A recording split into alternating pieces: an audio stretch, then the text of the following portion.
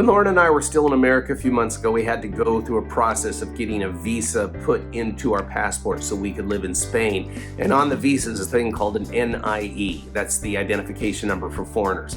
And NIE is Spanish. It stands for Número de Identificación. No, not identificación. There's no A at the end. Número de Identificación de, and I love this word, extranjero.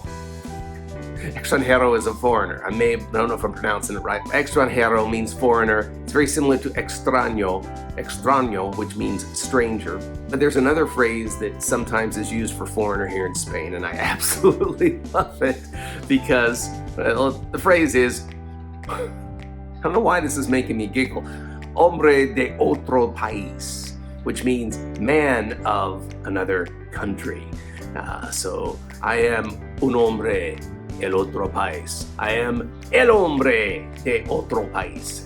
The man from another country. And I only say that because it sounds like a spaghetti western. The man of another country. And speaking of spaghetti westerns, once upon a time, I walked the earth in someone else's shoes.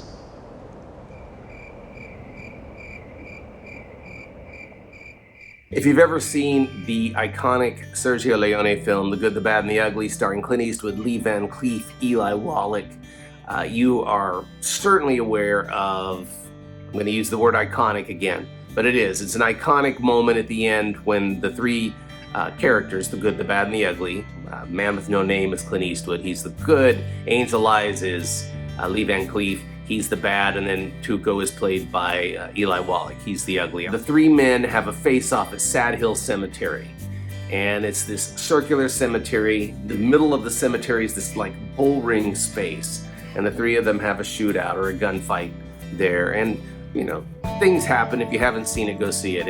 Or go rent it. It just rivets you. In fact, there's a scene in the movie in Sad Hill where Tuco, the ugly, is running through the cemetery looking for a specific grave. And somebody online once said, how can 3 minutes of a man running through a cemetery be so riveting? Well, part of it is the direction of Sergio Leone. Part of it is the music by Ennio Morricone, which I will not use here. Anyway, there is a documentary called Sad Hill Unearthed, where a group of guys figure out where this movie set is. It's a true story, and they find it, they unearth it, restore it as best they can, and now it's just kind of like a little tourist site. We looked it up. Lauren said, you know, what the hell, let's go check it out. So we drove there. It's about 3 hours from where we live. It's about an hour to an hour and a half south of Burgos, which is on the Camino.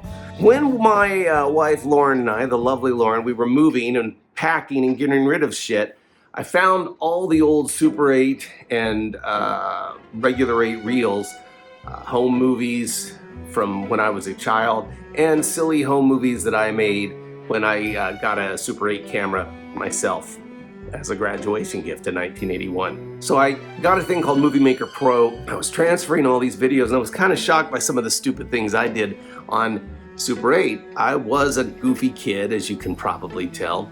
But I really wanted to be Clint Eastwood. Here's this shot of me standing by a river. I have this leather hat that was my brother Shane, and there's the leather hat, and there's me standing by the river swinging a pair of plastic nunchucks. Those were also Shane's, nunchakus, whatever they're pronounced. You know, we were kids. We lived in a small town. We wanted to be something other than what we were. We wanted to be somewhere other than what we were. Doing stupid things like this. And at one point I have this clip where I'm pretending to be Clint Eastwood. I had a shirt that kind of fit. I had a poncho. It wasn't like his iconic poncho, but I had all that, and I had this leather hat, and I look up kind of scowling. I'm gonna freeze it though. Obviously, I don't quite look the part, and inside I certainly didn't feel the part. Inside I felt like a little small worm of a person. So rather than follow through with the play acting, I turned this whole shot into a joke. My friend Jim Clements, brilliant artist now, he was actually behind the camera. So the joke is we pan down. It's like one of those pictures in the Haunted Mansion in Disney World.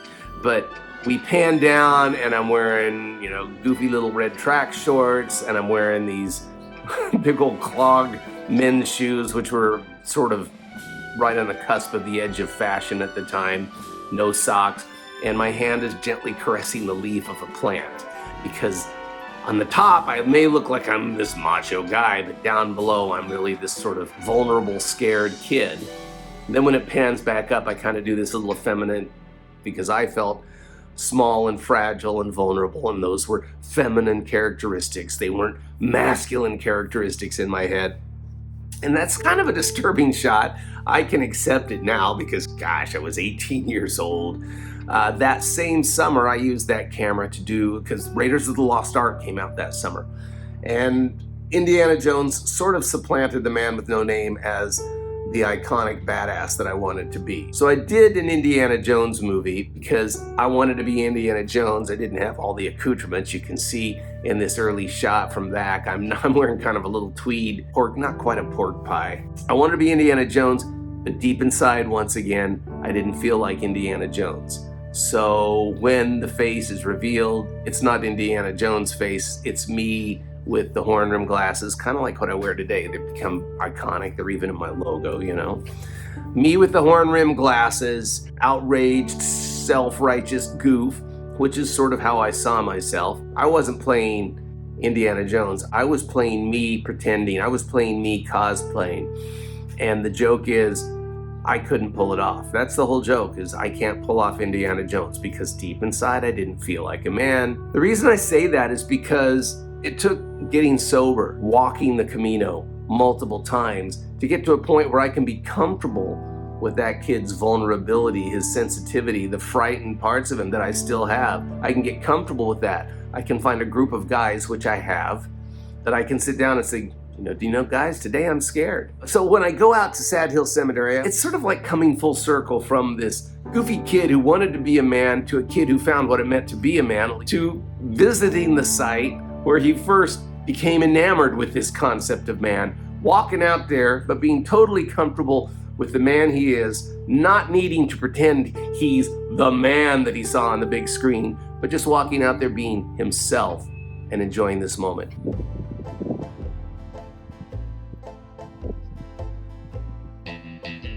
Find ourselves south of Burgos, going over here to see Sad Hill Cemetery. There's a great documentary about fans who found this location after they shot The Good, the Bad, and the Ugly here. They abandoned it.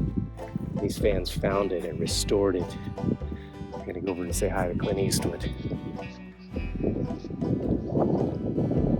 Ah! I don't think it's nice you left. Actually, that's from A Fistful of Dollars. So this is Sad Hill Cemetery, restored as best it can be. Sergio Leone's westerns are very unique because he's Italian, shooting in Spain, westerns that are set in America and that are based on dime store novels by a German writer. I covered that, goodness gracious, almost 10 years ago when we were in Italy at Cinecittà. And I probably don't have to tell too many people what this costume's from. The novels were written by a German named Karl May, who lived in the Alps, never had visited America, but just had read about the Old West, and that's how he fantasized the Old West to be. So there's a German influence to the spaghetti western. Isn't that cool? Put your hand in that noose there, Tuco. So over here is what? There's Art Stanton. There's the unmarked grave where the money is buried. Out there is the direction Clint Eastwood rides. And in fact, you can see that ridge there is where he stops. Yeah, Lauren points out I may have made a mistake. There's Art Stanton. I just assumed this was the unmarked grave, but then beyond him is a grave. It says unknown. Okay, action.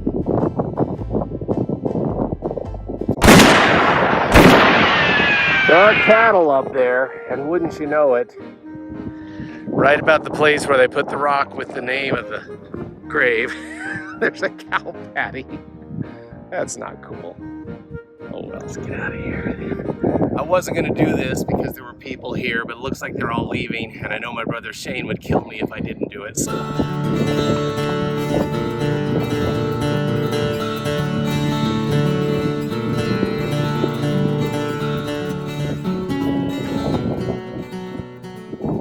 Check out this shot Lauren got when she first approached. See how the chemtrails make a cross in the sky? The cross appears briefly above my head in this one shot. I have a freeze frame here. Gosh, I hope that doesn't mean I'm going to die soon. I don't know if you watched my video about Schilthorn in Switzerland, where On Her Majesty's Secret Service was filmed, and I went up there and I decided to use the opportunity to honor two of my friends who I had lost. And then I stood on the peak of Schilthorn, which had no wires, no fences, and I looked down and I thought to myself, one step and I could be with those friends, I could be with my parents, I could be with my cat. And the only thing that's separating me and them is this veil of mist. It was like this veil between life and death. And I was very much at peace with that. I mean, I wasn't going to step off there, but it just, being that close to death, that gave me a great peace. But now I walk through Sad Hill Cemetery. And Sad Hill Cemetery, in case you haven't figured it out, is not a real cemetery. Those are not real graves, they're just mounds with fake markers and things. So if that cemetery is fake, if it's an illusion, so too, in my opinion, is death.